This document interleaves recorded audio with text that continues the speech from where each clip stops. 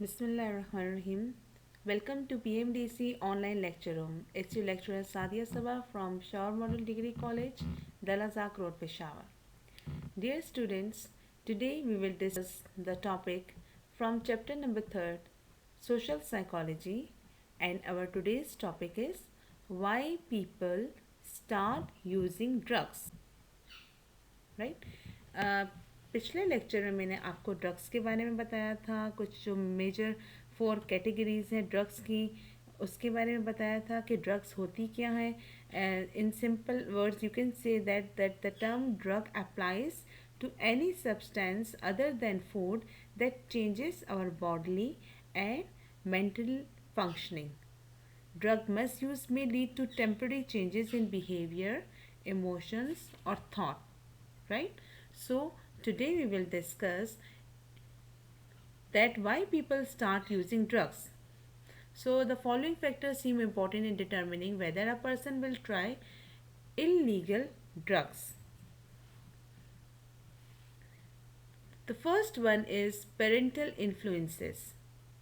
On finding is that the young people from unhappy homes where parents shows little interest in their children and use harsh physical punishment are more apt to use drugs than youngster from happier home situations. ठीक है, जब कहते हैं इसके हम लोगों ने reasons देखे कि लोग जो हैं वो क्यों ड्रग्स को इस्तेमाल शुरू कर देते हैं, क्यों बहुत से लोग जो हैं वो ड्रग्स यूज़ करते हैं या अद्वियात वगैरह या मनशियात इसका इस्तेमाल क्यों करते हैं. तो सबसे पहला असर जो होता है वो no one other than parents. ठीक है, तो देखा गया है कि जिन घरों में पेरेंट्स जो होते हैं वो बड़े ऑटोक्रेटिव से होते हैं, बड़े वो जालिम और जाबर और तशद्दुद करने वाले और फिज़िकल पनिशमेंट देने वाले बच्चों को होते हैं, बात बात पे मार पीट करना, इंसल्ट करना, उनको बेइज्जत करना, उनका कॉन्फिडेंस लेवल को बिल्कुल जिन्होंने दबा देते हैं, जो किसी डिसीजन में अपने बच्चों को आगे नहीं आने देते, जो अपना हर हुक्म उनसे मनवाते हैं, अपनी हर जायज़ नाजायज़ बात उन पर वो कर देते हैं ना, इम्प्लीमेंट करते हैं. तो इन ऐसे घरों में देखा जाता है कि बच्चे जो होते हैं वो ड्रग्स स्टार्ट कर देते हैं कंपैरेटिवली उन उन घरों में जिनमें मतलब एक बहुत अच्छा सा इनफॉर्मल सा माहौल होता है, जैसे पेरेंट्स जो हैं एज अ फ्रेंड्स बच्चों के साथ हर चीज़ डिस्कस करते हैं, उनको कॉन्फिडेंस देते हैं और उनके साथ हर बात शेयर करते हैं.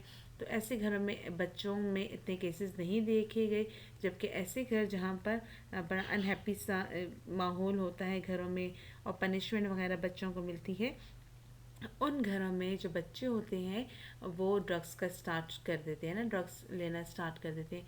सेकेंडली, जिन घरों में पेरेंट्स जो होते हैं वो खुद जो होते हैं ना as a model means we can say that कि बहुत ड्रग यूज़ करते हैं और फ्रीली उन घरों में अल्कोहल वगैरह और ट्रंकलाइज़र, ये जितनी जो लीगल ड्रग्स वगैरह टैबलेट्स, ये स्लीपिंग पिल्स वगैरह ये चीज़ें पड़ी भी होती हैं, तो उन घरों में भी बच्चे इसको फ्रीली बड़ा यूज़ करते हैं क्योंकि वो सब कुछ ओपनली पड़ा हुआ होता है.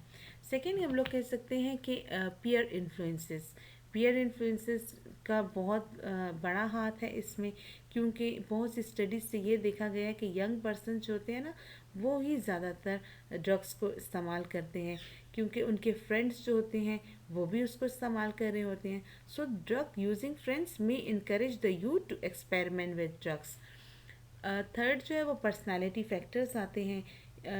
हर सिंगल पर्सनालिटी जो होती है ना association with drug use, then people try drugs for a variety of reasons, curiosity और the desire to experience a new state of consciousness. then we can say that escape from physical or mental discomfort, relief from boredom.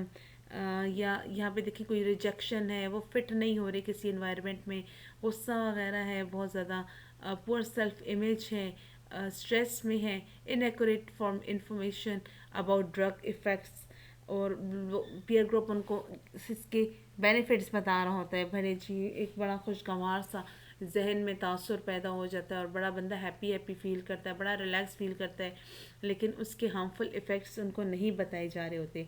Then the one personality trait that is predictive of drug usage is a social conformity, अपने peer group में, अपनी society में ख़ुद को confirm करवाने के लिए, अपना पूर सेल्फ इमेज को ख़त्म करने के लिए लोग जो हैं वो इसको इस्तेमाल करते हैं ज़्यादातर, ठीक है।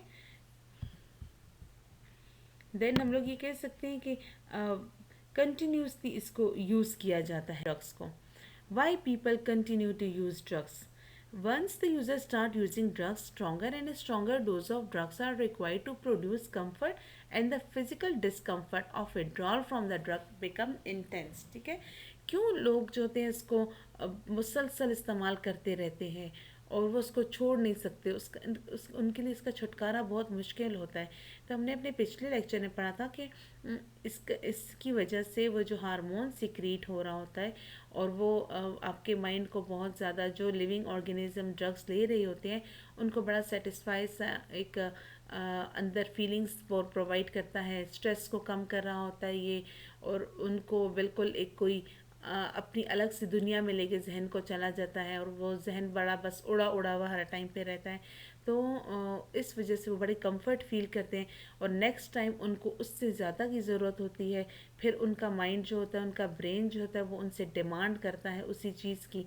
वो फीलिंग्स को वो कर लेता है ना कि ये किस वजह से मुझे ब्रेन ये रियलाइज़ करता है कि ये चीज़ लेने से मुझे बड़ी रिलैक्सेशन फील हुई थी, क्योंकि उस हार्मोन्स की सिक्रीशंस जो थी वो बहुत इंक्रीज़ हो गई थी। सो दैट्स वाई फिर इससे इनकी डिमांड जो है वो बहुत ज़्यादा बढ़ती जाती है। और अगर के ये लोग ड्रग को छोड़ देते हैं, जो लोग इसके आदी होते हैं, तो वो बड़े इंटेंस हो जाते हैं, बड़ी फिज़िकल डिस्कम्फर्ट, और कभी ये पोलियो नशे वगैरह को देखें ना, इनसे ये चीज़ें जब हटा दी जाती हैं तो इनको वो हेडेक और नोज़िया और ऐसी जो हम लोग पीछे पढ़ चुके थे कि कौन कौन सी उनको इरिटेबिलिटी, नोज़िया और बॉडी पेन्स और ऐसे सिम्टम्स जो होते हैं ना वो उनको शुरू हो जाते हैं। अच्छा, इसके लिए हम लोग प्रिवेंशन और कंट्रोल देखते हैं कि ये कैसे किया जाता है। ये तो बहुत वेल नोन सी स्टेटमेंट है that prevention is better than cure. Prevention और ट्रीटमेंट ऑफ ड्रग एब्यूज़ ऐसे हो सकती है। सबसे पहले तो first of all we should consider the parents who should monitor their youngster more carefully, ठीक है।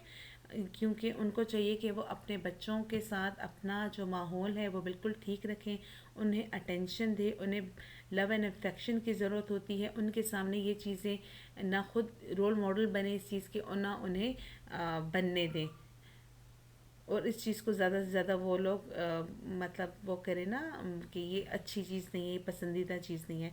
देन फैमिली, हम लोग कह सकते हैं कि रिलेशंस में ऐसी चीज़ होती है कि studies of family risk factors indicates that many additional adolescent problems behaviour actually have their roots in childhood family relationship, which suggests the need for early intervention in families experiencing difficulty. The third one is peer group. तो family के relation में आपको बताती देती हूँ कि ये past में किसी बच्चे को तवज्जो नहीं मिलती है, उसमें कॉन्फिडेंस नहीं होता, उसको अटेंशन नहीं दी जाती है, और आपस में उन लोगों, ये जो ऐसी कहते हैं ना, जो बचपन early development is more critical than later development, वो इसी वजह से कि जो रिलेशनशिप उस टाइम पे क्रिएट हो रहे होते हैं उसका बड़ा इफ़ेक्ट होता है। उन चीज़ों को बच्चा बहुत सीरियस लेता है। जब वो बड़ा होता है और उसको तवज्जो नहीं मिलती, उसको वो अपने पे किए हुए जुल्म सितम और वो चीज़ें याद आती हैं, तो वो उससे छुटकारा पाने के लिए इन चीज़ों को इस्तेमाल करता है। तो इसके लिए फैमिली रिलेशंस को सही करना बहुत ज़्यादा ज़रूरी है कि आपस में उसको केयर दें, उसकी ट्रीटमेंट करवाएं कि क्यों उसमें ये आदत जो है वो डेवलप हुई है। Then peer group supervision. So the studies of peer risk factors suggest that an adolescent friends have an important influence on the adolescent behavior. So parents should be concerned if their child begins to run with a drug using crowd. Then finally, studies shows that there is a period when adolescents need more attention and protection, क्योंकि ये storm and stress का period होता है, ये teen age, ये जो adolescent period होता है। Then during their development it should be provided, जब क्योंकि उन लोगों को अटेंशन और प्रोटेक्शन की ज़रूरत होती है तो उनको प्रोवाइड की जाए ऐसी ही चीज़ें। Then inside therapies try to help clients become aware of and address the psychological factors that contribute to their pattern of drug use. फिर मुख्तलिफ़ किस्म की थेरेपीज़ हैं जिसके ज़रिए से इसका इलाज, इसकी ट्रीटमेंट जो है वो मुमकिन है। ठीक है, so a common behavioural technique is aversive conditioning in which an unpleasant stimulus is paired with the drug that the person is taking। जैसे मैंने आपको बताया था ना कि वो स्मोकिंग के लिए उसको वो एक कमरे में बंद कर दिया था साइकोट्रिस्ट ने, और उसमें वेंटिलेशन भी नहीं थी, और उसी को वो इनहेल कर करके उसको ये इवर्सिव थेरेपीज़ होती है ना, जिसके अंदर उसको उस चीज़ से नफ़रत दिलाई जाती है। या देखिए वो इलेक्ट्रिक शॉट वगैरह दिए जाते हैं, अगर कि जो ही वो ये यूज़ करता है तो उसको पता चले, उसका ब्रेन इस चीज़ के हो कि ये चीज़ जो है ये मुझे तकलीफ़ दे रही है। Then biological treatment can sometimes be helpful components of a broader treatment program. They include detoxification, systematic and medically supervise withdrawal from a drug.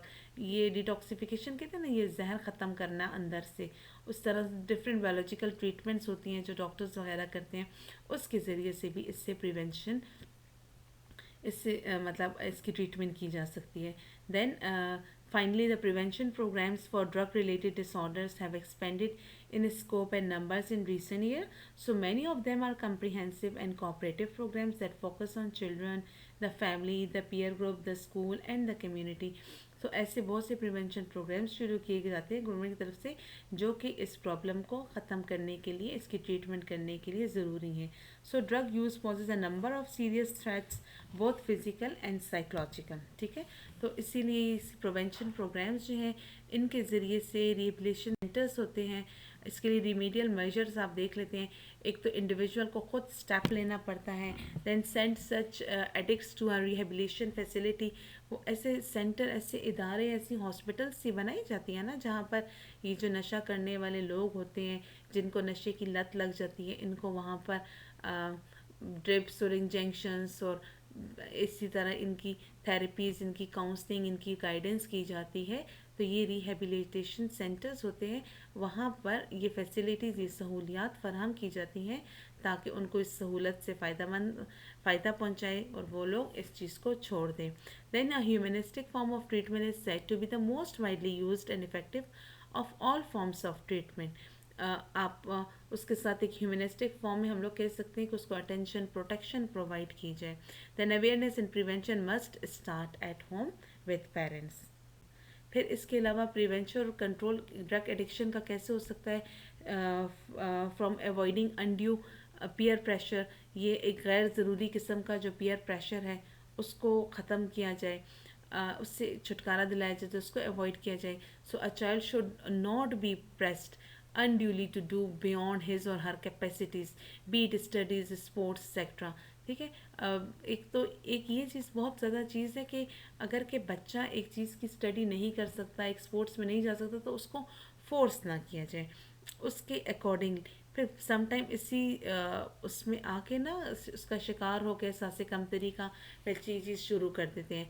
Then education and counselling, education और काउंसलिंग के ज़रिए से भी हम इसको जिसको कंट्रोल कर सकते हैं। Organising youth centre, so drug addiction may be caused due to the feelings of isolation, loneliness, anxiety. जो पीछे हम लोगों ने पर्सनल लॉ पढ़ी थी ना, तो इसी तरह अलग थलग जो लोग रहते हैं उनको आइसोलेट कर दिया जाता है, एनजाइटी का शिकार होते हैं, तो ये इन्हीं फीलिंग्स की वजह से वो लोग ड्रग एडिक्ट बन जाते हैं।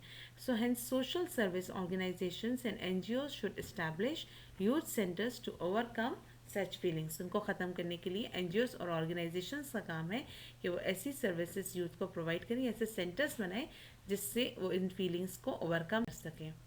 और ट्रीटमेंट कैसे हो सकती है ड्रग एडिक्शन की, ये एक्स्ट्रा थोड़ा सा बीच में मटेरियल है, अगर आप लोग अपने नोट्स में इसको शामिल करना चाहें या जर्नली आप इसको एक ओवरव्यू दे दें कि hospitalisation, then behaviour therapies, occupational therapy, then change in addict social environment. So this is all for today. I hope you understand. If there's any question, you can ask through this email address or we are through with this WhatsApp number. Thank you very much.